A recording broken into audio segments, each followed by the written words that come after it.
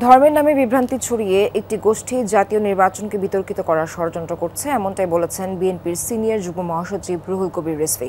সকালে আরাফাত রহমানের ৫৬তম জন্মবার্ষিকীতে বনানী কবরস্থানে শ্রদ্ধা নিবেদন শেষে কথা বলেন তিনি। অভিযোগ করেন, শেখ হাসিনার পৈশাচিকতার শিকার হয়েছিলেন আরাফাত রহমান। দেশের স্বাভাবিক রাজনীতি থাকলে এই অকাল মৃত্যু হতো না বলেও মন্তব্য করেন তিনি।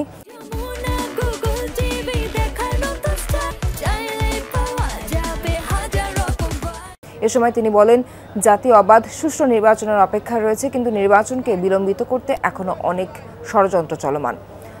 চাঁদাবাজ দখলবাজদের বিরুদ্ধে সরকারকে সোচ্চার হওয়ার আহ্বান জানান বিএনপির এই নেতা।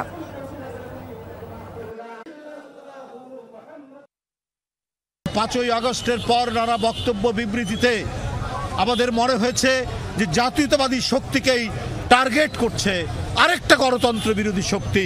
তারা নানাভাবে নানা কায়দায় ধর্মের নামে এই সমস্ত বিভ্রান্তিমূলক কথাবার্তা বলছে। নানাভাবে তারা চাচ্ছেন যে সামনের যে নির্বাচন, সেই নির্বাচনকে বিতর্কিত করার জন্য চক্রান্তে ষড়যন্ত্রে মেতে উঠেছে।